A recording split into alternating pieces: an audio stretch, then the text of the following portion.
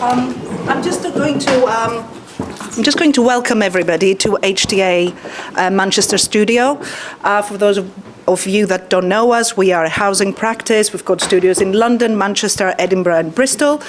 We are very excited to be holding this event here. I'm also a member of the Women in Architecture Steering Committee and working with Tania on the mentoring group. So launching this year's program in Manchester is great for us. And obviously, it's standing room only, so clearly an event like this is necessary here. So thank you all for coming. I'll pass on to Tania to lead the amazing panel discussion. So thank you very much for coming, everybody. So this is our very first live event in Manchester, so we're very excited to be here.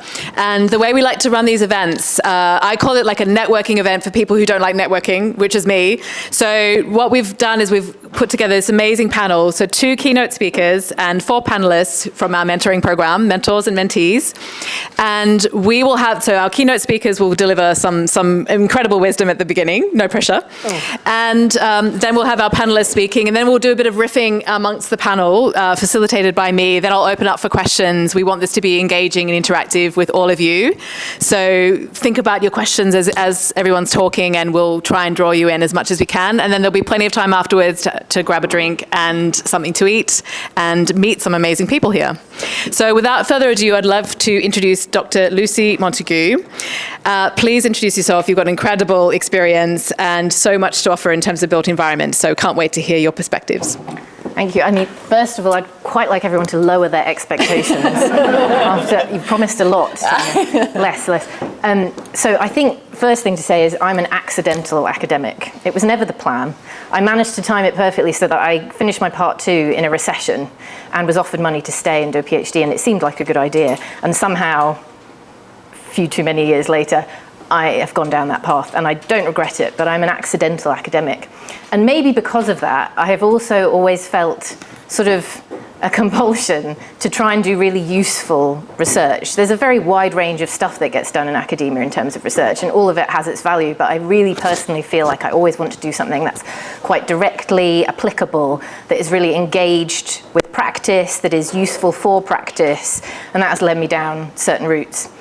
One of the ways that I've tried to do that over the years is by forming a partnership with UrbEd, as they were, called UrbEd Plus. And the idea there was that it was a multidisciplinary practice, and I worked with the members of UrbEd to draw out their insights from their work, their consultancy, and to identify things on the horizon of practice that were going to need better insight, that were going to benefit from a better knowledge base, more evidence to support decision making. And that felt like quite a sensible thing to do. We did quite well with it. We got quite a lot of money from lots of different sources, some of it sort of consultancy funding, some of it research funding. But the big kind of culmination of it really was a project on high streets, which was funded by the Royal Commission for the Exhibition of 1851. We ran that research for 3 years, looked at 100 case studies of high streets to try and understand what the current crisis has been caused by, and essentially how we might look to create more resilient high streets in the future. That was then published as a book by the RBA, which gained a lot of traction, more than we really expected, if I'm honest. And it had quite a lot of widespread media coverage on TV, radio, newspapers, and lots of events around it, which was really great and so satisfying, because of course, whenever you're doing any of that sort of work, you think, I hope this is useful, but I don't really know if it's going to hit the spot. Ultimately, and rather bizarrely, what it led to in a completely unplanned way was that I spent the whole of last year acting as a special advisor for the House of Lords for their inquiry into high streets, which was a really interesting turning point, I think, for me. I have always felt that research should be useful to practice, that should be trying to have impact on practice, to sort of support it, to be used and to engage practitioners in it. But it really turned the focus for me onto understanding also how research can and perhaps should influence policy and politics and legislation. I think it's fair to say that when we're working in architecture, and I use that in the broadest sense possible, all related disciplines as well, we are really kind of at the epicenter of where a lot of forces act act upon the product of that endeavor, that creative endeavor. And we're quite good, I think, at probably appreciating the social forces, the cultural forces, technological things, environmental things, but perhaps around economy and politics, we're not necessarily so cognizant of how impactful that is on our work, directly and indirectly. I think, when you're in the trenches, dealing with the deadline, the awkward client, the bidding that needs to get out to make sure you've still got a pipeline, it's really hard to have an opportunity to step back, to strategize perhaps, either individually or collectively as a sort of corporate endeavor, or to reflect on what you're learning from the various projects that you're stacking up, often around a certain theme, around a particular niche expertise. And it's therefore really, really hard, I think, to, whilst you're doing all that busy work deep in the trenches, be aware of the political processes that are going on in parallel that are going to deliver things that impact exactly what you are able to do or not do and the climate within which you are practicing. It might, in fact, feel quite irrelevant to what you're doing, or it might just not be something that you're kind of aware of from day to day. But all of those processes actually are based usually on evidence, and they need good evidence in order to achieve good outcomes, good policy. So there are a number of ways in which that happens. One of them is select committees, which, as I mentioned, I was involved in for the last year. Those are across the House of Commons and the House of Lords. They work like, the committee is made up of members, 10, 12, something like that, fairly small. And they are interested in a particular theme. They're constitutional. So built environment was one that I worked with, but there are others that would be relevant to architecture and related disciplines, like the Environmental Audit Committee, who are interested in sustainable development, the Housing, Communities and Local Government Committee, who are currently looking at land value capture for delivering 1.5 million new homes, and the Transport Committee, who are currently looking at buses connecting communities. Apart from high streets, the Built Environment Committee has previously done things on modern methods of construction, the impact of environmental regulations on development. Grey Belt is currently what they're doing a short inquiry on after high streets, these kinds of things. So these are directly relevant to you, and what they produce after taking evidence is a report with recommendations to government. The government is required to then respond to those recommendations.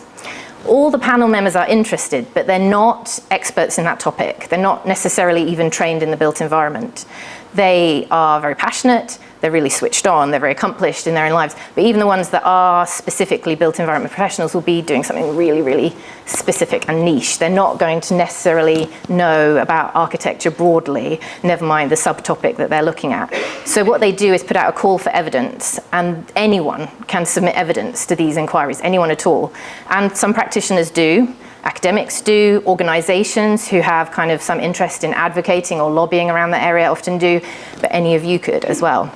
The other areas where these kinds of evidence is useful is APPGs, all party parliamentary groups, which are more like, sort of like a club, a much larger group of people that are interested in a topic, who gather with no formal kind of constitutional right, but they do exist in order to try and lobby and press for changes. They always include MPs as well as other bodies.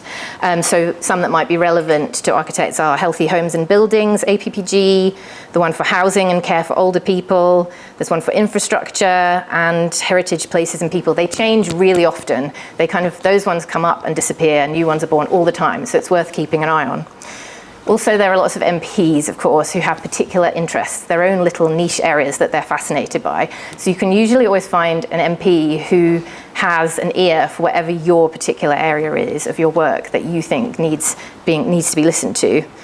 And academics are another avenue, I think, for trying to create impact and for you to have some input into what might be created in terms of advocacy and policy and legislation that affects our work broadly. So finding an academic who's expert in your area or who is really engaged and interested in working with practitioners is another thing you could do. How am I doing for time? You're doing good, yeah. I'm doing good. I'll take it. But I think, so ultimately what I want to really say is, although we often probably feel like we are at the mercy of whatever the climate is that we're working within, and God knows the construction industry really is always the first to feel it when there's an economic downturn, but also feels it when there's an economic boom. Although we feel perhaps at the mercy of that, we do have a system where, imperfectly, your contribution is invited. And what I would like to suggest is that you should not underestimate the value of the evidence that you can provide from your expertise, from your practice, the insights that you've built up, your understanding of where there are issues. What was the funding scheme that didn't really work once it went through the council? What was the piece of legislation that's really getting in the way? Or what's one that should exist that doesn't exist that would really help? Something, anything at all really that you feel. Don't underestimate your insights and your value to be able to contribute to that process. And please think about perhaps being sort of professionally, politically active and feeding into that process, because I think you'd be surprised at how impactful your input could be. Thank you. Well, I love that call to action.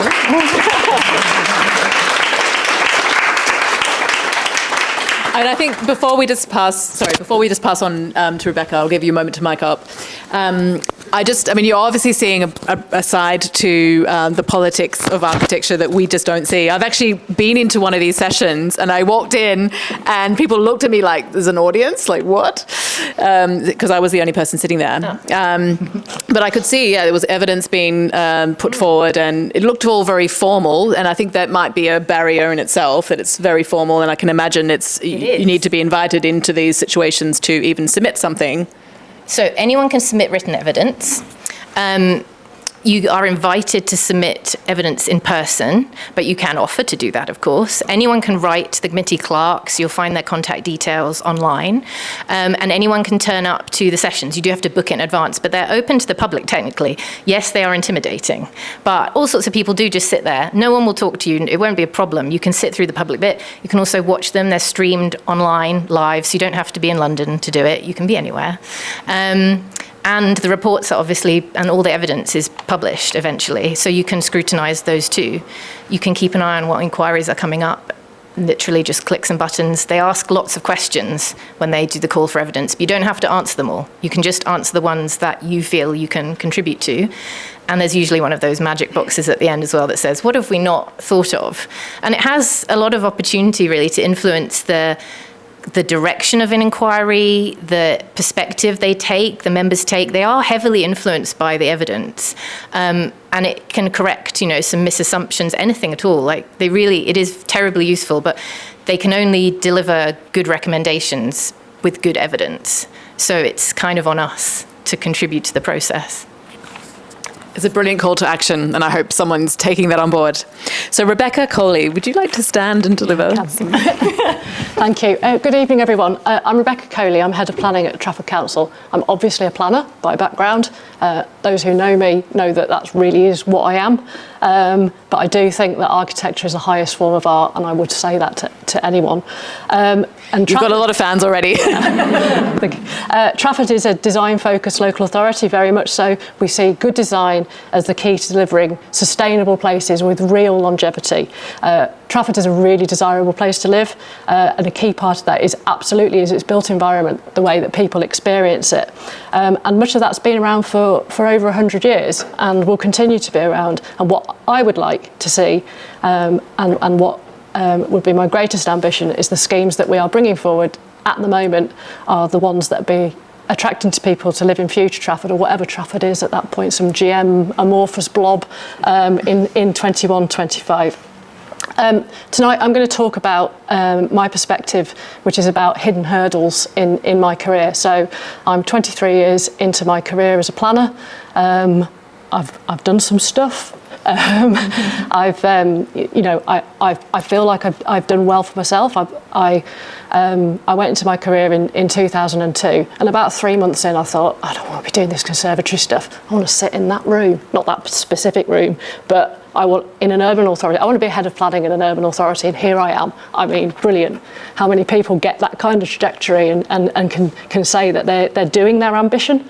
And I don't think I've finished yet either. I've got so much more to do. But there are hurdles, and there's extra things that women have to do emotionally, physically and intellectually, which you're expected to do and expected to be, that frankly men aren't in your career and in your personal life. Things that are never said about a man or expected of a man. And it's not just men who expect these things, women do as well. And I think some of the stuff I'm going to say tonight might make some of you feel a bit uncomfortable, and you'll look at yourself and think, do we really do this? Really? Do my colleagues do this? Really? And maybe they don't as individuals, but on a population level, this happens. And I'm going to give some examples. I also want to say that much of the examples I'm going to give this evening were completely inadvertent. You know, this is not people being deliberately malicious. A couple of them were. And also that it's my experience, and other people may have experienced these differently. It's also, these are fairly isolated incidents actually in 23 years worth of career. But they've stuck in my mind for a reason. You know, they've come with me, I've taken them with me. And I would also like to say that most of the people I've encountered in my career have been brilliantly supportive. And my 3 biggest cheerleaders have been blokes and have just been behind me going, you could do it, you can do it. And that, you know, and that's been wonderful support. It's great to see you all here this evening, all young female and you know, going to go out and do things. But I very nearly wasn't here. And I wasn't here because of my mum guilt. I have dreadful, dreadful mum guilt. It's a constant drag on me where I can never feel quite enough. Tuesday nights is one of the nights that my youngest stays with me. He's 11. I've got a 15-year-old too, but he just turns up, eats all the food and goes away again. So, you know, not really particularly worried about him. But am I letting my youngest down by being here tonight? I wasn't really worried about the effect on him. You know, it's not like I've never been to an evening meeting or a planning committee and he's never gone, oh, mum's not in tonight, whatever. But it's that perception and that kind of externalised and internalised voice that says, yet again, I'm failing at motherhood by being at work. And I'm enjoying myself. How dare I enjoy myself away from my children? This has been since I, you know, pretty much since I got pregnant. That has rung in my ears. You're not doing enough for them. You're away from them too much. What, motherhood should be a sacrifice. Why do you need to work full time? You don't need the money. So why do you want to work full time? Well, because I do. And it's the idea that it's enjoyable.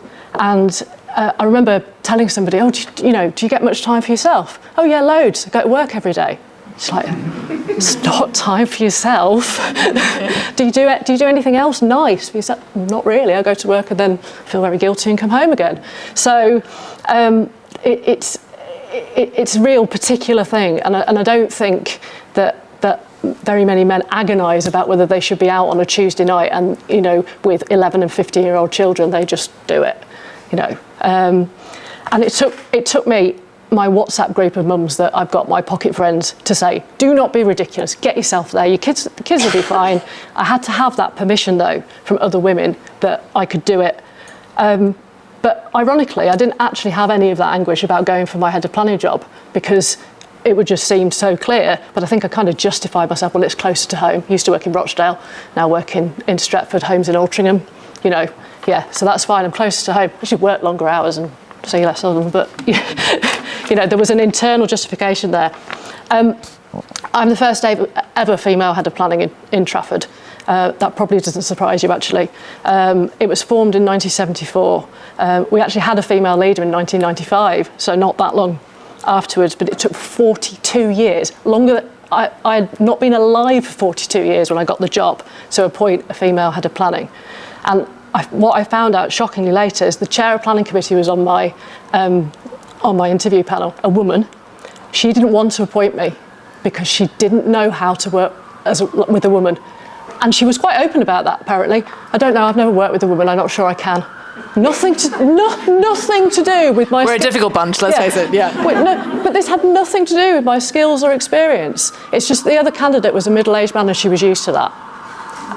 Thankfully, for me, and probably for Trafford actually, she was overruled. But you know, this doesn't help. I had absolutely raging imposter syndrome when I first started, completely. I felt like I'd totally blagged my way into it. You know, that stat about how men will go for if they've got 20% of the job, they will go for it. Women will do it for 95%. I was probably about 55. Which, and I wanted a stretch. I didn't want a sideways move. But for the first couple of years, I thought, I'm going to get found out any minute. They're going to know that I could only do 55% of the job description. And I can't possibly let anybody guess that. So I used to think that I used to have to know everything, not rely on junior staff. Right, what's the answer to that question? You have to know it, you have to know it, you have to know it. And that's just not possible, but that's come with me. And now, because I used to know everything, now everybody expects me to know everything, and I can't get rid of that at all. I'm like, well, I don't actually know. Well, you used to know. You used to know every single application that came through. Well, okay, but you know, and my remit is a lot wider than it was. It's expanded as I've been there, and I just can't do that anymore. And that's become quite difficult. But with my experience, my confidence is built, and I'm much better at going, well, actually, no, I don't know that, but that person over there does. Not going, oh, I must find it out right now. I also used to overcompensate by dressing really, really smartly. It was like all shift dresses and high heels and stuff. But women are judged more on their appearance, and people really don't hold back from having an opinion on this. So I went to planning committee once, and it was quite a tricky planning committee, and a more senior officer had come to observe. I was wearing a dress and boots, pretty much like I am now, but the boots were red. Okay, this is relevant. This is relevant. They had a black heel, but they were red. Committee went really well. That's a senior member of staff pointed at me and went, well, let my daughter out dressed like that. Yeah, I was slut-shamed for wearing red boots in front of my whole team. But just think about how much internalised misogyny sits in that remark. He was telling me that I needed my clothing policing, as I'm not capable of making the right choices, that the choices I'm making are comparable to a teenage girl and need to be controlled by a parent figure. He's telling me that my clothing is sexualised. No, it wasn't. And this to an adult professional woman who has literally just guided a planning committee through a load of really complicated applications. And that it's appropriate to share that judgment with my entire team, who I manage, and therefore completely undermine my authority. I mean, it was just appalling. So, and I've been criticised by a planning agent for wearing jeans to a meeting. What are we all wearing tonight, pretty much? You know, this was post-lockdown when everybody was wearing, whatever they like, really. It was completely appropriate. No mention of what the men were wearing in the room. You know, that was fine for them to wear what they like. But the purpose of that was very much catch me off guard and undermine me before I opened my mouth. And I was just like, whatever. It doesn't make any difference to what comes out here, does it? And the other thing, in 2017, so not that long ago, I was sent on a leadership course with Trafford, run by women for women. And it was really, really good. But one thing, makeup tips. Don't wear too much, don't wear too little. Honestly, this was not that long ago. Seriously, not choose what your own face. It was literally, you should wear some if you don't, but don't wear too much because you might look slutty. I mean, come on. So the other thing is the expectations. Sometimes I've had to work twice as hard to prove myself. I am the directorate proofreader by default because I am the only person who will sit down and go, actually, is this right? All the blokes just go, yeah, looks fine. I was like, no, there's 18 errors in this document. Oh, well, we're not very good at that. No, you just can't be bothered. And I could say no to this, but then it's me handing out those documents to people who are expecting them to be error-free. The other thing is being ignored in meetings, and that's not just about opinions, that happens, but we've talked about that, but it's also about intros. So what I call these backslapper meetings, where they all go, oh, hello, old chap, oh, isn't it nice to see you? You will have all seen that, and it's really exclusionary for women, because a woman gets to shake hands and thanks, move on. And if you're not, hopefully they're a bit of a dying breed, but you will get one. And being excluded from small talk and networking, football talk. There's one regular meeting we have where one of the attendees always asks my boss something about how his football team are doing. My boss has no interest in football, absolutely none. I do. Yeah, I've got football fans as well. I do as well. Yeah, I do. I've been all over the northwest, northeast, and the Midlands watching Coventry City lose in League One and League Two. Right? I do. And now I take my kids. I had a text tonight, right, Sheffield Wednesday tickets are out, Mum. Can we go? Okay. Yes, we can. Yes, we can.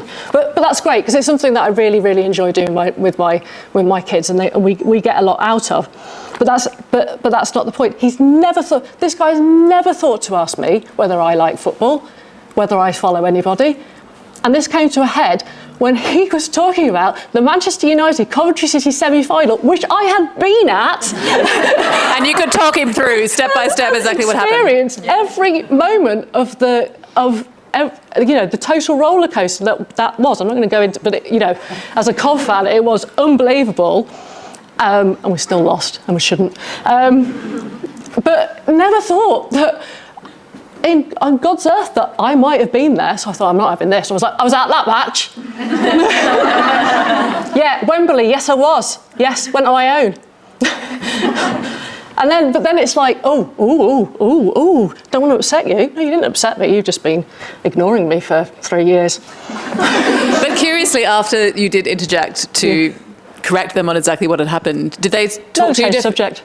Oh, yeah. I was going to hope that they started talking to you. Not really. No, they just went, oh, that's very nice, and changed the subject. Okay. Because I won't really know about it in my woman brain.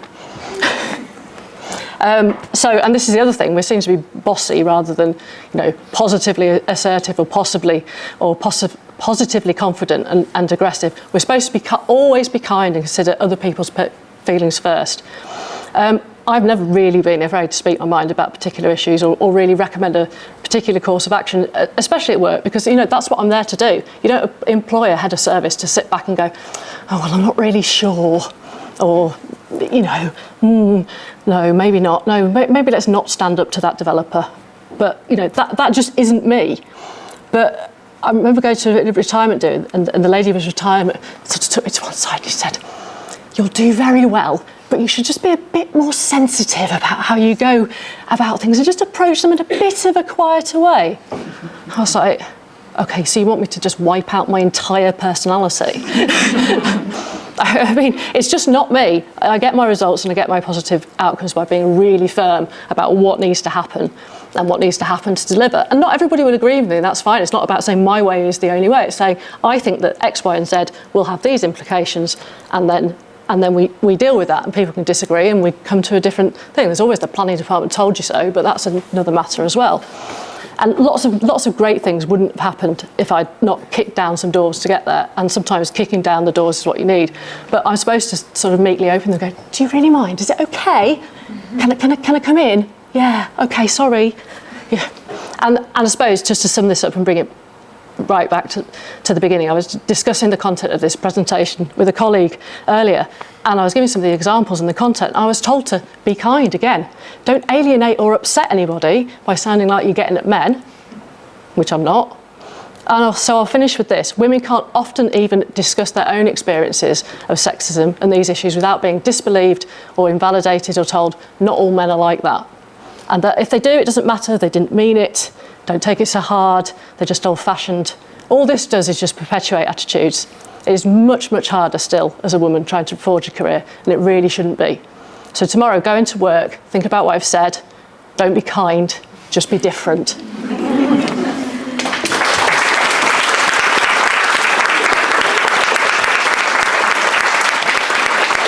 Thank you, Rebecca. I think we feel your pain. We feel pain. But I think it's incredible that despite all of that, I mean, you have forged an incredible career in a very short space of time, and you're not done yet, as you've declared. So, I mean, coming out the other side, I mean, what is it? Yes, you want everyone to be bold and to not accept, some bad behaviour that might be coming from some men, but equally from some women. There was some women involved in that story. So what's on the other side of that for you? When that shifts, what happens? I think we have better outcomes all round, because the more equitable input into ideas and places and things and just culture and society delivers much better outcomes, and that goes for any kind of difference that we see. That the more voices you hear, the better the outcome you will get. Hear, hear. So can you hand your mic to Danny? So now we're going to hear from Danny Crump. So please introduce yourself and share your unique perspectives. Hello everyone, Danny Crump, Director of Urbanism. I work for a company called WIA Studio. We're a landscape and urban design practice based in Manchester. White, middle-aged, male. So, just saying it like it is. Dealing with the elephant in the room. I am aware of the privilege that I have, and so I guess I wasn't always, but I think I am a lot more these days, and it influences the way that I work and the approaches that I take. We at WIA Studio we very much, we don't follow the one hand holds the pen. We approach projects from a co-production and co-design perspective, and we're interested in really uncovering what local needs for specific places are. And so I'm very passionate about place, and for me, place is about people. And so there was three kind of topics that I thought were relevant to the way that I work and the things that I'm interested in at the moment that are around this discussion today. So one was about unheard stories. So that is really trying to uncover those local needs. We've been doing quite a lot of work in the long-term Plan for Towns programme. And that's a community-led programme initiated by the Conservatives, ongoing with Labour. And we've been talking to really interesting groups of different types of groups in the communities that we've been working. And talking to young residents in Rawtenstall. And what was quite revealing or insightful about those discussions was that they, what they were telling us, there's a lot of the things that they usually expect to hear from children. So, they want a Primark. That's always the top of the list whenever you speak to teenagers. That's what they want in their town. But actually, one of the main challenges, one of the main issues was about antisocial behaviour in adults. So, it's quite. It wasn't what I expected to hear, and that came from two different towns where one of the main problems that children encountered when they were out in their environments was antisocial behaviour from adults, so mainly drinking, drugs. It's quite depressing, isn't it, really? I think the second topic then is about those unseen challenges, and I think as a male, white, middle class, I quite happily leave the house in the middle of the night. Well, that sounds weird. After dark. Explain yourself. After dark, I can go for a run on my own. I don't even think about it, and that's partly because I'm male, partly because I'm white, partly because I'm privileged, and I just believe that I deserve to be there. So we're doing a lot of work on the Streets for All programme with Transport for Greater Manchester, and that's a programme about creating much more inclusive streets. So not just streets or carriageways for cars, but places for people. And obviously that means thinking about who those people are.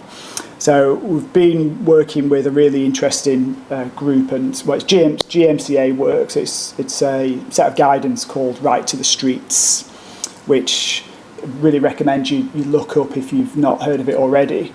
And it provides really great case studies, really excellent guidance, and kind of observations about things that you can think about as a male, in particular somebody who's designing streets. Mm-hmm. That's been really interesting. We'll talk a bit more about that later.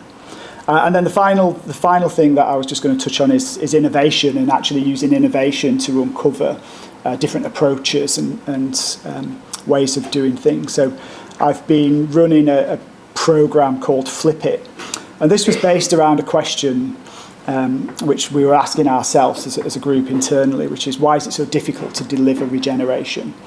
And so in order to answer that question, we've brought a diverse group of voices together to run design hacks and workshops to unpick that, understand the journey, understand what the bridges are, understand what some of the blockers are, but importantly what some of the bridges are.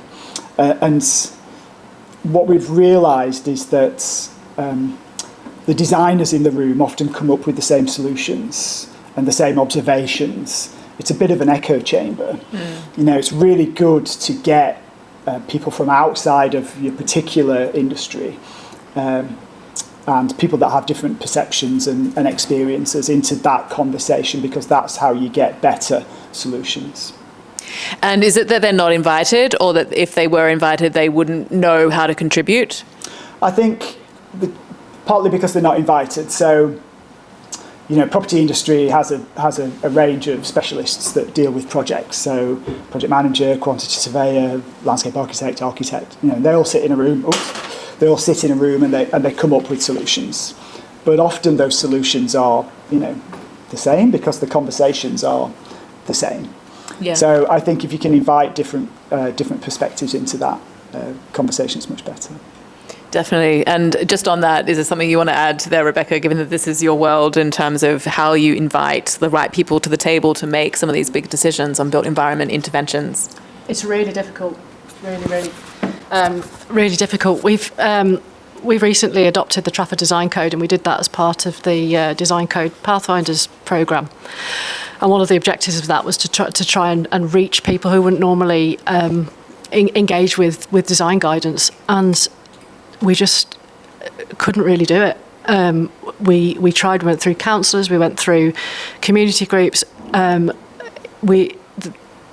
most success we had, albeit we didn't expect these groups not to attend, was with the disability partnerships. So we held a session on inclusive design, which was really well attended. We held a specific session with the Trafford Deaf Partnership. But beyond that, in terms of what could be deemed hard to reach groups, we failed miserably. And I still don't know why. We tried, we just couldn't, we just got nothing back. And we tried all sorts of different types of consultation as well, in person, virtual, you name it, nothing. So, and it's a real shame. How if when we're actually making a special effort to do it, it doesn't work. How do we do it when we're not necessarily making a special effort? And I think that, again, that perpetuates itself. Well, it sounds like if you start cracking the code at Leia Studio, you can then roll that out to everybody else as well. We've just actually made an application to UK Innovate for some funding to take the work and the platform that we've got and to face it more into a community capacity process, actually to be more grassroots. Because at the moment, although it's a great set of voices, they're all professional voices. So we'd like to kind of expand that and look at that.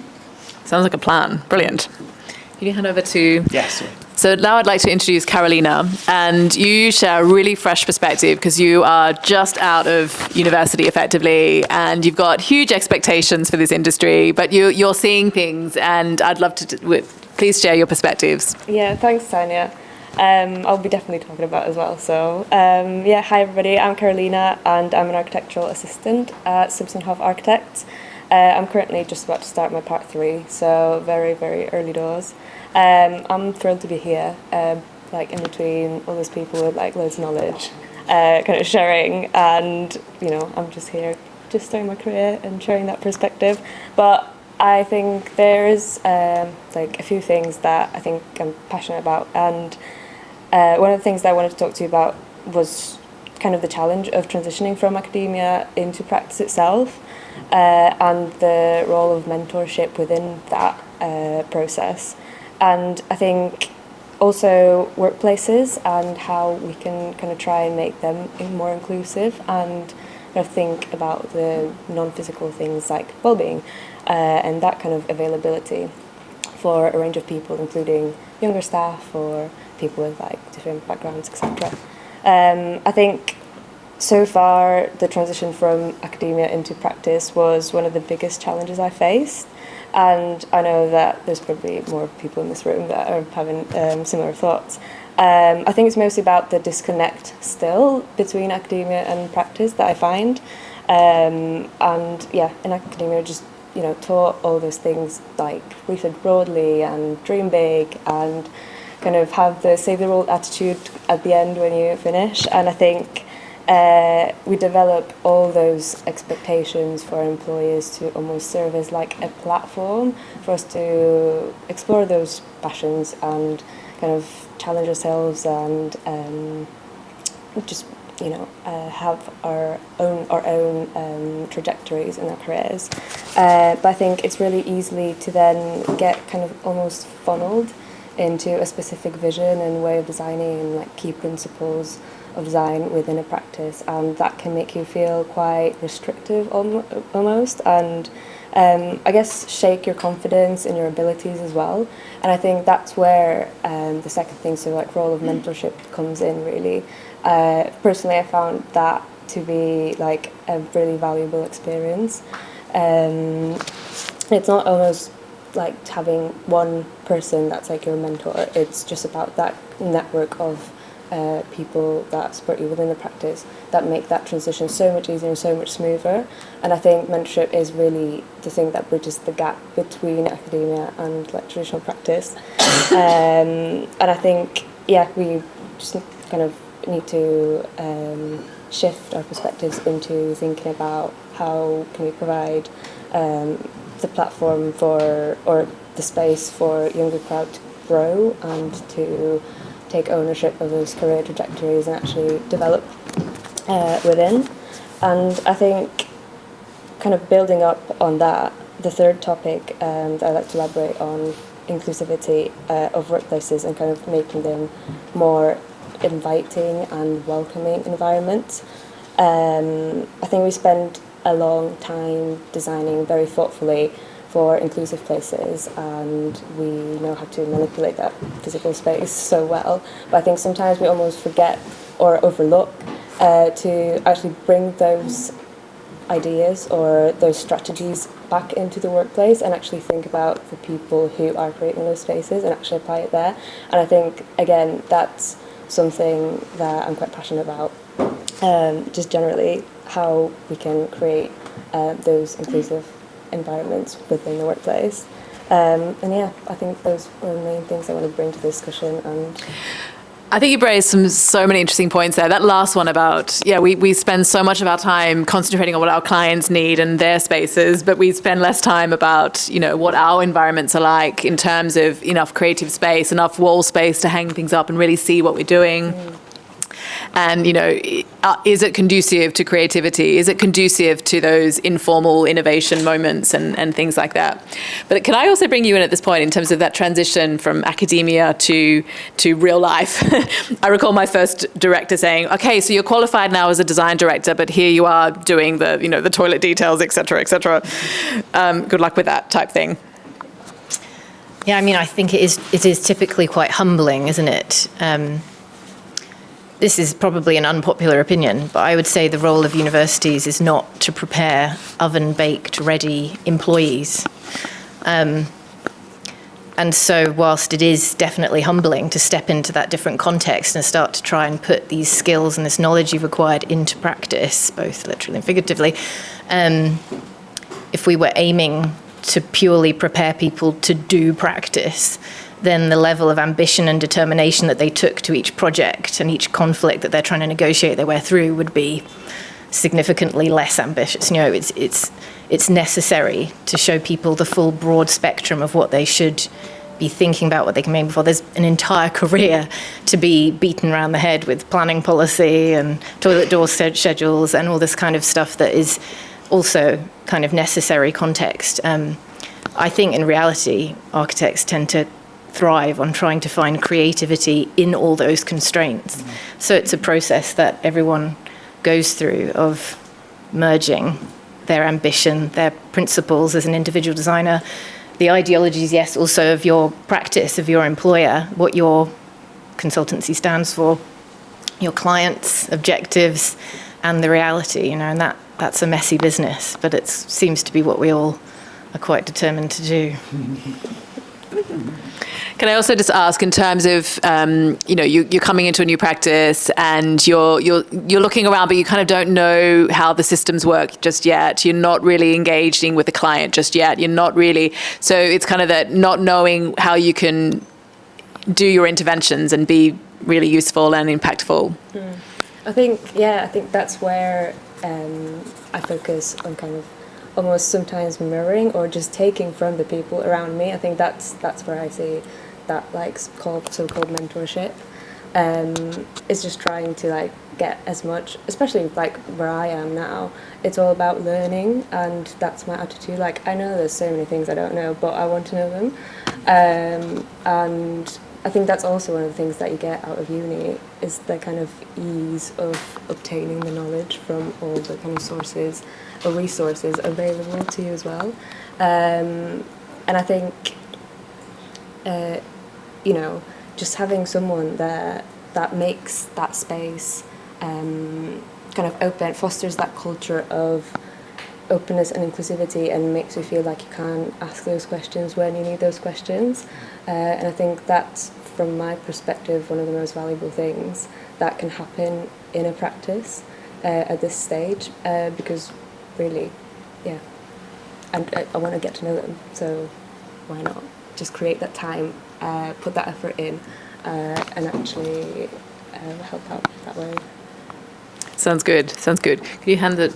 So now we're going to hear from Fiona Hunt, and I'd love to hear your perspectives. You have been a mentee in last year and now a mentor in this program this year. So, yeah, and I think I'm quite interested when we get into more discussion as well, because there's a lot of commonalities coming up, and actually a lot of the things that are written on my notes have already been touched on by other people in some ways. So, like Tania said, I've been a mentee and a mentor with the Women in Architecture programme, and through other programmes as well prior to that. And I think I want to start off just by touching on a couple of the things that I've learned from that mentoring-mentee process over sort of the first 10 years of my career, and kind of how that has shaped some of the ways that I think about design today, and how I think about different perspectives in architecture. So I won't bore you with my full career story, but I graduated from my master's in architecture, and I took what seemed to me to be the absolutely most logical step for me to somewhere that I thought that I was going to learn a lot, but that turned heads from some of my colleagues, and I went to work for a landscape architecture practice. And there were definitely some people who were saying, well, but you've studied architecture, what are you doing that for? And to me, it was just a way to learn more about something else that I was interested in. And I did my part through there. I learned a lot there. And that's also where I started getting involved in being mentored and being a mentor. And I think one thing that taught me is that, so architecture can seem like there's a very prescribed route to qualification, and then in some practices after that you go through the steps and then that's what you do.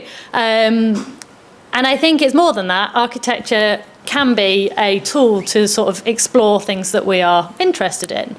And I think what I learned from that, and then what I've learned from working with lots of different people through mentoring, is that there is no one size fits all. There is no single way to do things. And I've met through mentoring a lot of people who have very different interests and very diverse perspectives, and who've all got a lot to offer when it comes to kind of collaborating with they're bringing different things to the table. And I think that feeds into design as well. So I work now at Shepherd Robson, like Tania said, and I design buildings again, primarily education spaces. But what I like to do is bring a lot of what I've learned into that. So it's both about the bigger picture and how everything comes together, and also about the individuals and the different people who are going to be using that space. And again, it's the same thing. If there isn't one size fits all. But then if all the different people are going to be using our space, and I only know my own experience, so how do we design spaces that work for all those people? And it would be naive of me to sit here and say I know the answer, because quite clearly that's why we're here today, to discuss different perspectives. But I think there's a couple of different points that I'm interested in exploring.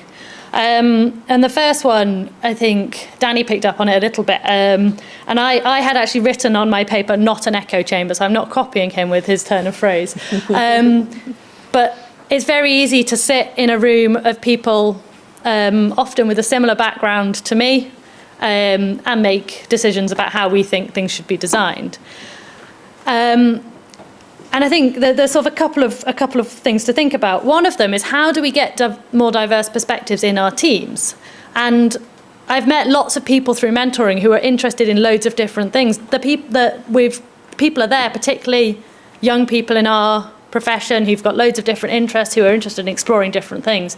How do we get those people around the table as part of our team? And maybe some of that is thinking about how we identify barriers that are stopping people getting to that table. And things like today and the mentoring programme are a really good start in that. And the second topic, which again I know other people have started to touch on, is outside of our team, how do we engage with the people who might be going to use our buildings, or just people who aren't a professional within the built environment but have something to say. And as we've just sort of discussed, that can be incredibly difficult. There's a lot of talk about social value. It's becoming a more of a topic. And I think sometimes we've got to remember it's not just sort of a bid-winning exercise that we have to tick that box in order for our submission.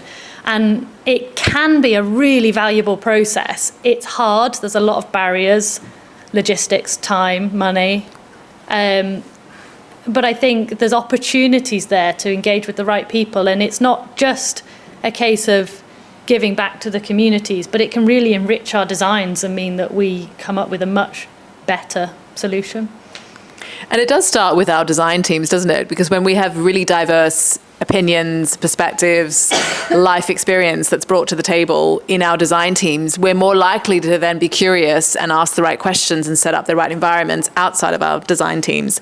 And I've always just been so conscious of the fact that when we sit down around a design table, we kind of feel like we have to be all very professional and only speak about our professional experience. But actually, our life experience is how we're able to design the way we design or make the decisions that we need to make. So I actually think it's on leaders to make sure that around the table, it obviously needs to be a safe space to do that, but around the table, bring your life experience, because you come as a package. You don't just come as a professional and your private life is somewhere behind, and all of the decisions that women need to make that men don't, and some that men need to make that women don't. So, all of that comes with you as a package. And if we're more open to that, I think it'll really, really improve our designs. And I think what you just said about creating a safe space for that is important. And I don't know how we do that, because there's a vulnerability in that, especially when you come from a less privileged background and you've sometimes fought quite hard to get to where you are. You don't want to sort of lay it all out and be like, what can feel like you're saying, look, these are my flaws, which isn't the case. It's just differences. But I suppose if you've had to fight quite hard to get somewhere, it can feel like you've got to pretend to be something that you think you should be, rather than kind of being open and honest about what you are. And I don't know what the answer is to that. But I think we're going to open this up to the questions when we get to that. So we'll come back to that. I think you've set up some juicy topics there. Kwame, can you please introduce yourself? And you are a HTA through and through. HTA for all my life, part of the furniture, really. Oh. Hi, Kwame. I'm an associate partner at HTA. I literally have been here all my life. I usually work in the London studio, but I did the Women in Architecture mentorship last year and so thoroughly enjoyed it. It was very enriching, and I'm doing it again this year. And when I started to think about this, I've been mentored when I was much, much younger, many years ago, and I'm mentoring now. And in my experience, I think kind of the broad way that I look at this is, in that relationship, we should be trying to listen to enable. And I'll kind of touch on that a bit, because I think when I was being mentored, the thing that once I was successful wasn't when people were trying to tell me to follow the way that they did things. I think there's a confluence of people's experiences and the story that you're telling, and it's where they meet that they may be able to share something. And if we aren't, the only way we do that, I think, is to enable people to speak freely and to listen to them. And bringing it back to HTA as a sort of a team lead now, and the culture that we try to foster, or I try to foster, it's within the practice itself, or it's within the team actually, sort of on a macro level. How do I enable everybody's voice to be heard, to make us work as a team, to to do the thing that we set out to do for a client. And then that's the second aspect of it.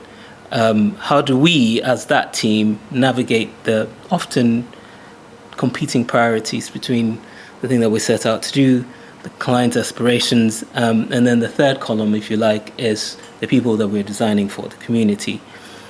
And that thread, at least we try to pull through listening as a team. I think various panel members have touched on it, so that everybody feels freely and is enabled to share their thoughts on how best we approach these really complex questions that we have to answer. And the way we look at that, or I try to look at that, is there aren't necessarily any villains or deliberate villains. Let me qualify that. In amongst these competing priorities, everybody's struggle is real. Everybody's struggle, if you really listen, is real and not necessarily contrived. So how do we foster a culture where there are no villains, there are no necessarily binary relationships, but us trying to understand, we need to understand our competing priorities as a team, people that need to leave earlier, how do we support people that need to leave earlier for childcare or whatever the case may be, to get the work done because they're competing deadlines, etc. How do we try and understand our clients' priorities, sort of the various metrics and KPIs and as Lucy touched on, the economics that we haven't necessarily gotten on top of. And then when we go into the community, are we paying lip service? Are we doing consultation, or are we engaging, or are we actually listening? And I was talking to Tania earlier about this past week. We had a very difficult meeting with a tenant in a building that a client had bought, and as part of the negotiations, they had to re-provide the space. The tenants weren't in the space then, because when the ongoing works, they'd actually moved somewhere else. And we went to the meeting with the game plan. We're talking to the client, the thing that they need to achieve, which is X.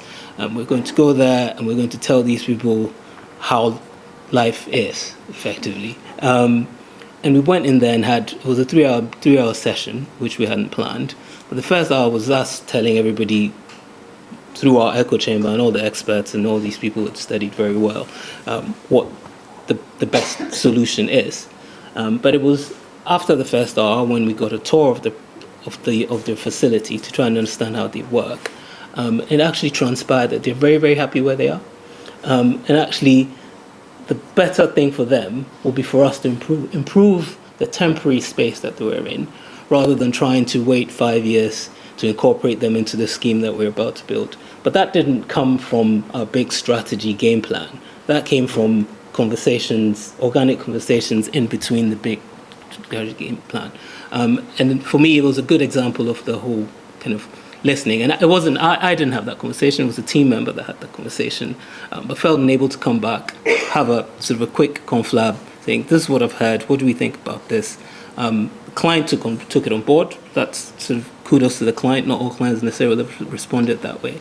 But it was an unseen story, if you like. It was a struggle we weren't necessarily aware of that actually became a plus, because now we're potentially going to be able to give them the thing that they wanted rather than what we thought they wanted, which actually enables our client to come up with a product that they prefer, not having to incorporate the tenant's needs into the product.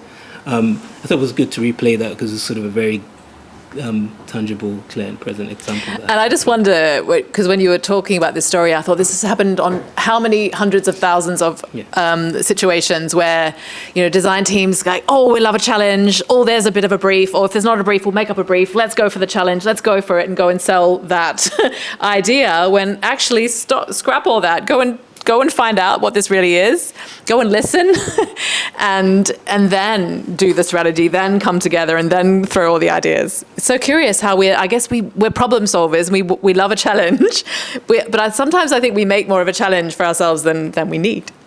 I think it's what some of the panelists touched on earlier. We're trained, right, to do this. And so that's what we bring. We bring all the baggage, and we bring all the experience, we bring all the data and the kind of the precedent and what's the term? not just, it escapes my mind now, but it's all the data. The last time we did this, we did X, and it worked. So never mind the fact that the community that we may be trying to work with now have nothing in common with the previous, but it worked, and all the metrics it worked. And we bring all of that expertise, and we sit down and we strategize and we draw the program, and it's not just on us. It's everything else that I was touching on earlier. It's the client's program. It's their appetite to be in somebody's home at 8 p.m. measuring couches because we're doing a ballot, and we need to kind of get to understand the people who we're designing for.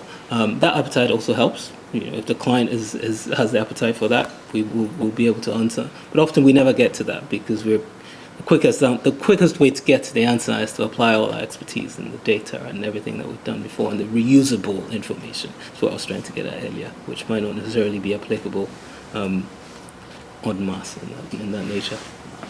Thank you. So now we've heard from all of our keynote speakers and panelists and lots of different perspectives, but actually definitely some common threads coming through. I'd love to bring it straight back to your the high streets, kind of renegotiating the high streets. And when I just think about that as a concept, there's so many diverse voices that need to be heard in there.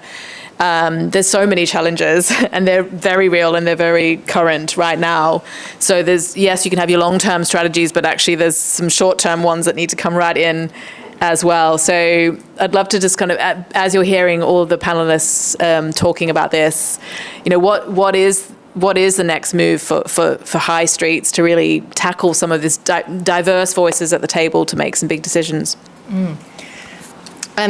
So sadly, like a lot of these things, there isn't a sort of one-size-fits-all solution, and there isn't like this golden bullet either that's going to solve the problems. And I think anytime, in the context of any problem that any of us are facing, high streets or not, probably if someone tells you that there is, you shouldn't believe them.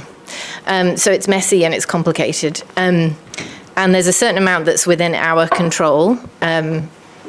The proposals that we're putting forward, the proposals we're rejecting, the policy, the strategy that we're trying to enforce or create.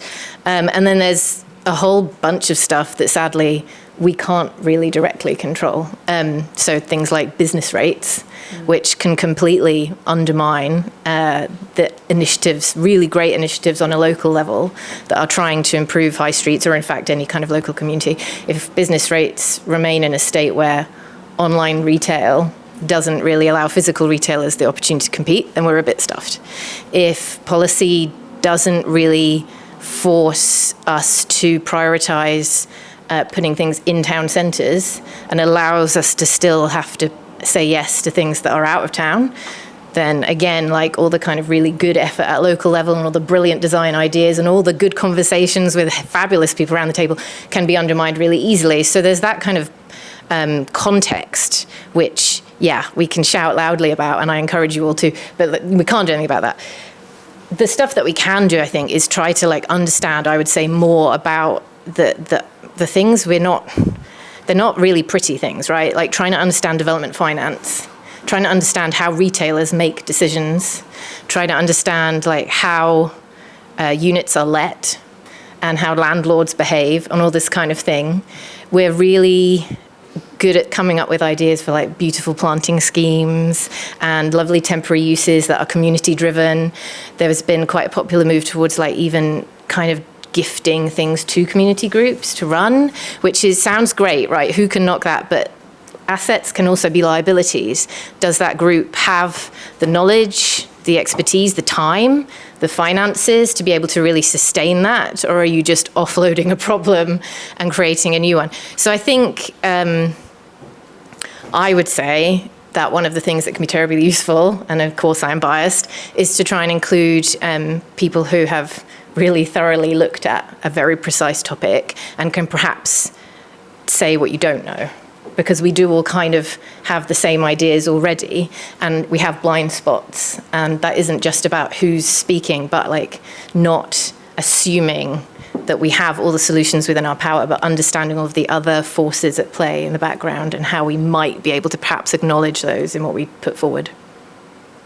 And also in terms of evidence-based and research, but then there's that gap again between academia and real world. And so, what Stop calling it the real world, Tanya. Oh my goodness. We are real people in academia. No, I know what you mean. I think, it varies quite a lot, but we're all talking in reality about quite applied topics, right? Most of the people working in academia in architecture and planning have been practitioners at some point, and many are still working part-time in practice or in councils. I've hired lots of brilliant, actually, planners to come and teach urban design. Their contribution is amazing. They get a lot out of doing that, as well as we get out of understanding their kind of perspectives that they bring and all that experience. So I don't think that divide is as great and vacuous as like the narrative would have us believe. But yeah, we should always continue to kind of counter it and find ways to be, have kind of reciprocity between them so that we're all using the knowledge that's created on both sides. And do you want to chime in terms of retail high streets and the regeneration work that you're doing? Thank you. I guess it's an interesting starting point in that, town centres and high streets they're a bit mono. They have been for the last 50 years. They've been driven by retail. It's a single voice, isn't it, in a way? And so when that voice has kind of faltered, that there's now it's kind of wobbly. So I think bringing in different voices into that conversation and kind of as an analogy, different uses and different functions into high street is probably a positive and healthy, sustainable thing to do. I think that high streets were probably left to the market to run. They just kind of created themselves. And now because there's less of that market, there's more of a role for others to take on a governance and curation position on that, whether that's a local authority or community group or a private sector business. It needs a broader set of thinking to make it successful. I think there's loads of opportunities. I mean, towns are the heart of communities, the soul of places. They're not just a place where you go and, get shopping and buy you things that you need. So I think that there's great opportunity for towns to be hugely successful again. But it's complex. I believe that governance role, the skills to undertake that are not common. And as Lucy was saying, the solutions or the techniques are just being considered really now. So it's a way to go. So Kwame, I'm just going to, so the challenge, if you like, thrown by Karolina about, okay, so we can be very conscious about the projects we're designing and being very careful about that, but what about our own workspaces and the environments that we're in and how we can really nurture the next generation of architects coming fresh out of university with all this energy and with all these ideas, but they don't kind of know where to funnel it. What are some ideas about that? I mean, I could probably talk about some of the things that we do at HTA. So as a practice, we have a staff opinion survey, which we have. Ooh, dangerous. I know, which we do every year, and it's informed a lot of the stuff that we do. But some of you may or may not know we've won the Employer of the Year 3 times running. Yeah. But of course, not everybody's happy. It doesn't mean that we run a utopia. But what it does do is kind of help us understand what we're doing well and not so well. And it has brought out, especially for sort of our female members of staff, for instance, or sort of other underrepresented groups, it's helped us, or it's often be the provenance of our EDI, sub-EDI groups that we've organically created. That's kind of on an office level. On a personal level, I think that the edicts that I was talking about earlier about kind of listening and trying to find the confluence, because all our experiences are different, but all our lived experiences are valid. I was talking to Danny earlier about, he made the kind of the joke he made earlier about sort of white middle-aged man, and so everybody will be asking me what it is that I have to offer. But even if at that confluence you're at an advantage to bring somebody up, that's still beneficial. We may not necessarily all have struggled, but you may be in a position to offer somebody a ladder to come up. And as a leader, anyway, of a team, that's what I try to bring to the table. But it takes me sort of taking a step back, not always perfect at it, but over time, and being involved in mentorship and trying to listen to junior members of staff to try and understand what their pinch points are, for instance, which might not necessarily align with mine. I may be upset that you're not in the office and I'm here and there's a deadline. But remembering everything that we've spoken about, I think somebody made the point about I think it was you, Tania, that our profession isn't just us. It's everything else. It's our home life. It's our personalities. It's understanding people's tolerance for stress. There are members of the team that will understand that if it's at a really stressful deadline, I know how to deal with them because that's not how they thrive. But it's on me as the leader of the group to understand the kind of the strengths of each other, and that's how I try to sort of inculcate this culture of openness and everybody being able to speak out.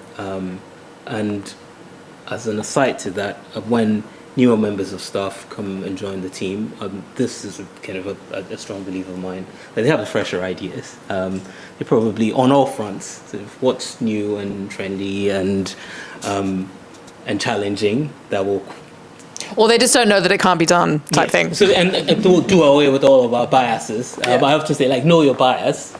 Try and know what it is. It's not that you don't have one. Know your bias and then check it. And that actually helps us kind of sort of bring in the new ideas.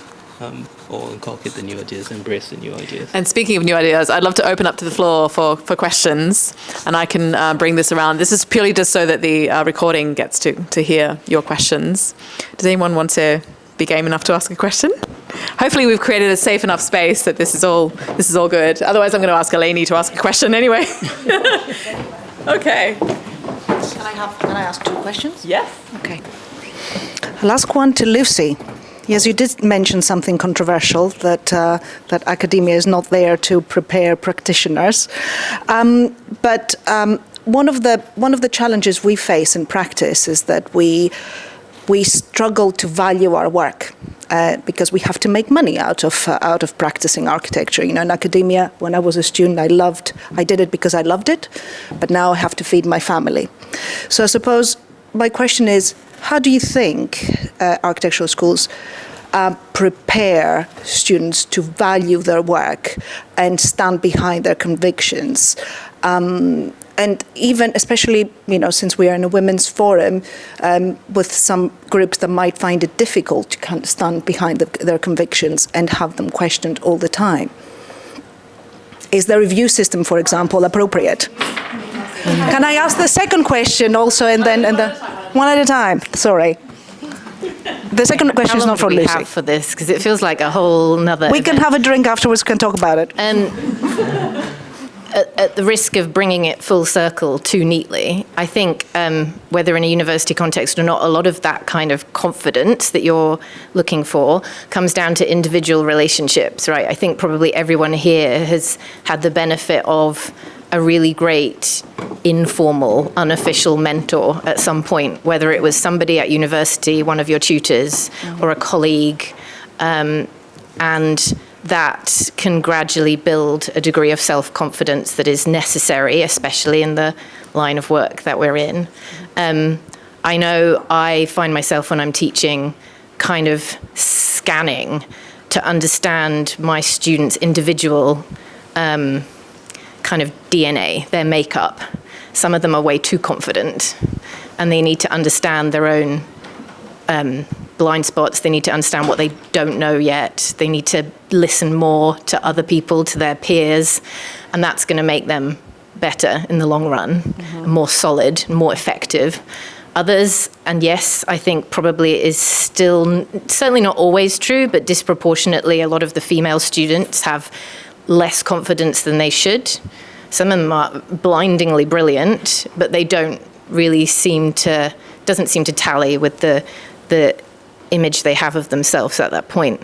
And, I'd like to think that it isn't necessary for everyone to kind of become incredibly assertive, incredibly kind of alpha, but you do need to have a certain degree of confidence, and we can help, I think we can all help instill that in each other. One of the things that I was thinking whilst Rebecca was talking was these instances, right, that I'm sure we've all had, where people behave in a way in a professional environment that they really shouldn't.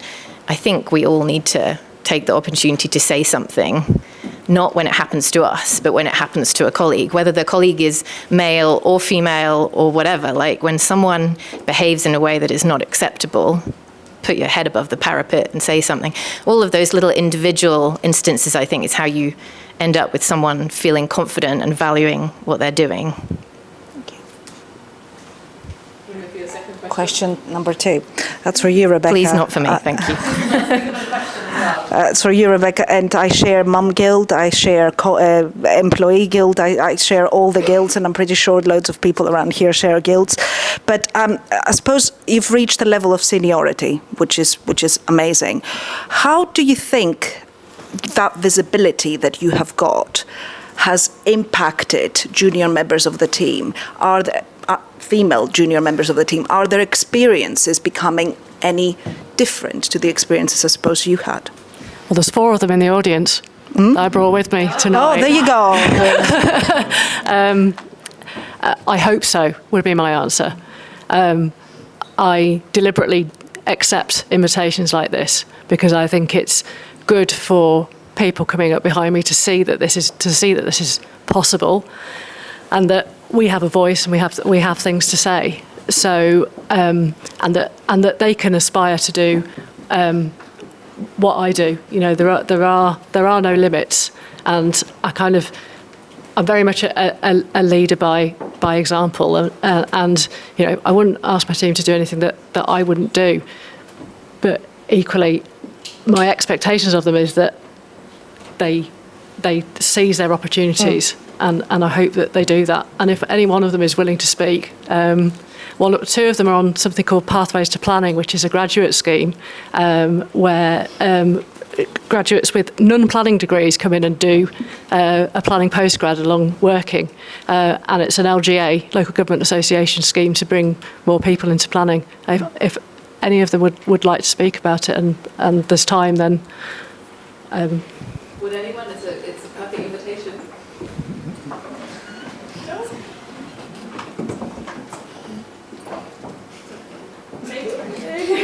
Yes, go for it. Yes. There you go. Cool, thank you. Sorry. Yeah, me and Lizzie are on Pathways to Planning, and I think it links to what everyone was saying earlier about getting more diverse perspectives into the room when you're talking about different stuff. So Lizzie here did a French undergrad, and having someone like that who works in planning, it's just like, yeah, I think it's interesting getting people who come from like a wide range of disciplines into the built environment sector and starting to think about all these different issues just from, a bunch of different undergrads. And that's,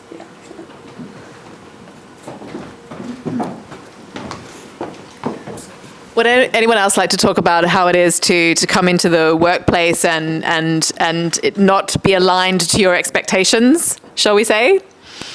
Anything that's not quite the way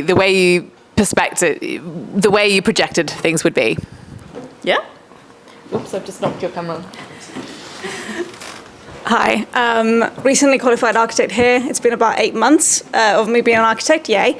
I completely understand I think it's quite a difficult adjustment almost. I wouldn't say it was negative, but I do think it's more about when you go into uni, like you get all these like amazing things. It's like you start making this massive building and they just tell you, make it bigger, go like further.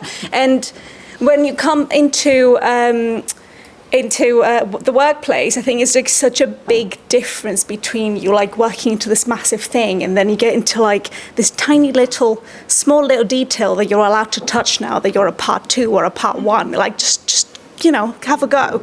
And I think it's one of those things that my main problem was I didn't realize how, not necessarily detail orientated, but how much time we spend on something and how detailed we get into it. Whereas at uni, you've got 1 semester to just do something. And I don't think it gives you the opportunity to actually appreciate the entire, like, architecture, like, context as it is, if that makes any sense. I'm making sense.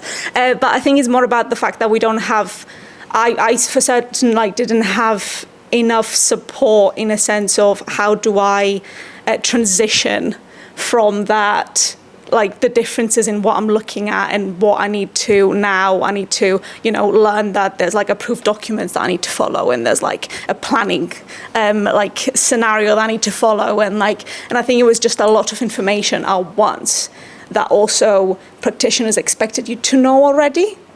But that was my main. It's just kind of like you're just thrown in the deep, and you need to like understand all these things so quickly. And I think that was my main. I don't know if anyone shares the same the same ideas, but that was my main problem. Yeah, sure. Yeah, thanks. I think some of that is also, you know, it's the responsibility of the employer to acknowledge that you are always going to perhaps employ people who ideally are probably even better than you are or were, but they're not going to make any money for you for at least 3 months, probably more like 6 months, and building that into that induction period.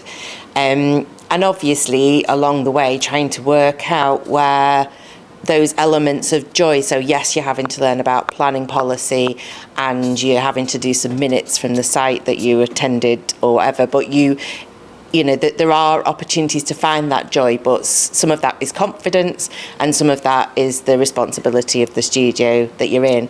But on the flip side of that, we did reviews last week, and our part 1's been with us since September.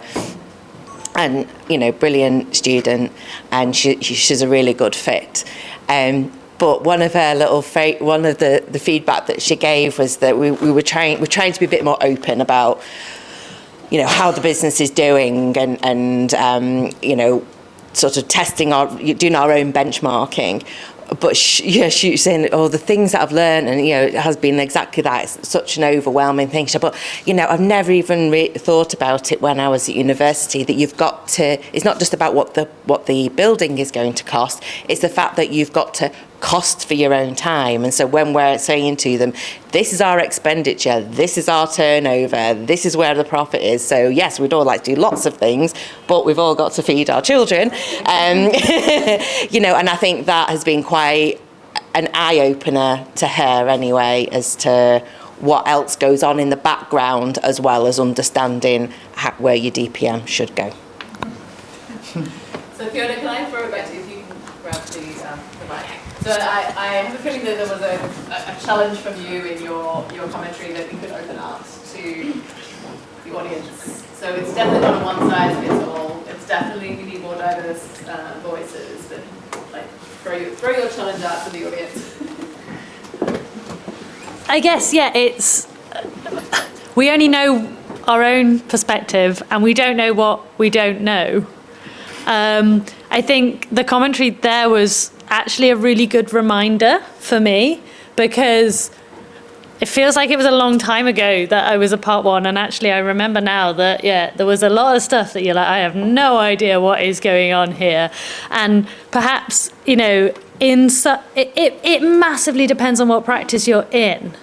You know, whether you're somewhere where it's real sink or swim, or whether it's somewhere that you know, will take the time to nurture you a bit more. But I think, yeah, it's a case of we don't know what we don't know. So what do we need to be doing to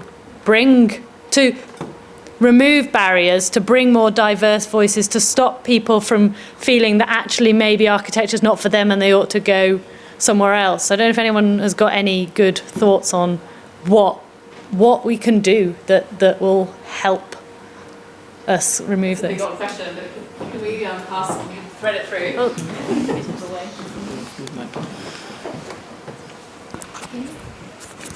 Thank you.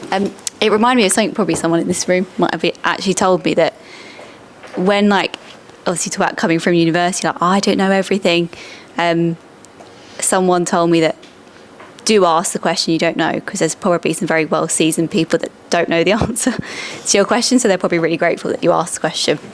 And I think there's like a bit of a misillusion in the industry, like working on like technical stages most recently, that people do know everything, but the quantity of information is so vast, like nobody knows everything. So the skill sets, say like Kwame's talking about engaging with communities, right up to British standards, and what do they say and what's a new regulation saying. So I think part of like the answer to your question is that everyone's in your boat, essentially, especially with new changes in regulation. So it's just remembering that you have to just ask the question. Like everybody should ask questions that you're asking. I think that reminds me of what you were saying earlier about how you felt like you had to pretend that you knew everything, and that does touch a nerve a bit, because I think I've definitely, well, there's a balance, isn't there, between confidence and knowing that you can confidently be in a meeting and know enough that you can have the sensible discussions, but know what you need to take away and have a look at. But also, yeah, I think being able to be confident enough to ask the question. With knowing that it doesn't mean that you don't know what you're talking about, you just didn't know the answer to that particular thing. And I think it would just create better buildings. It creates like safer buildings, like better looking buildings. Maybe you don't need a building at all because somebody asked the question. And I think it is a bit of a toxic industry sometimes in that sense, that people don't ask questions because you think about time, money. We don't have time to ponder it. But I guess there's like efficiencies in the way that you can ask questions. But I know I'm asking, like for example, I feel like I'm having to often ask questions that I know means that they might have to stop work on site, which is like not someone learning to be in that position. It's pretty intense, but it's an important one. So you should feel supported to do that. And if you're not, you have to ask it anyway. But I don't know, like, what's the alternative? Yeah. I think the support point, is important. And the thing that I try to tell younger members of staff or younger colleagues is we sometimes conflate knowledge and experience. The reason I know the stuff I know is because I've done it before. It's not because I'm cleverer than anyone. I've just been doing this long enough. And I always have a cheesy analogy that if there's a lamppost around the corner, until you've run around the corner and smashed your face into it, you don't know. So now that I know, after I've smashed my face into it, it doesn't mean I'm clever. I just know because I've done it. And I think that's the grace that we try and extend to our young members of staff until they've experienced it, until they've done that detail. Of course, as you're absolutely right, you have to have that kind of appetite and ask the question. And we have to foster the environment that enables you to ask the question without feeling somebody might think you're an idiot. But the thing that we shouldn't conflate is knowledge and experience. Experience teaches you a lot of stuff, and until you've done it as a young part one or part two, you're just not going to know it. And we just need to give our younger colleagues the grace to have that experience and to make the mistakes, and us to teach them, I think. Thank you all. Can we have a round of applause for all of our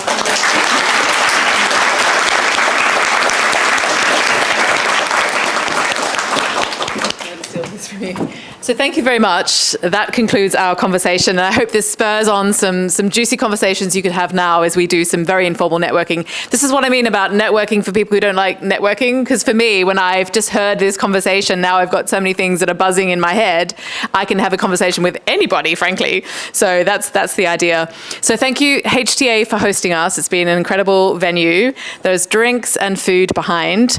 I would like to introduce you to Daniel, who's very, very generously, very generously from Kotze Media, filming and photographing the event tonight. And we'd love to do like a little short, like a 30-second interview with anyone who's interested in just having this is what I gained, or that was something was interesting.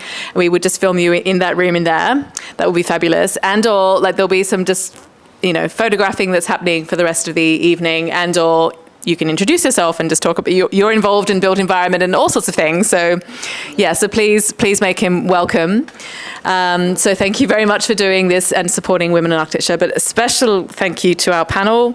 Thank you for sharing all of your insights, very, very vulnerable, very honest, and yeah, fantastic. So thank you so much.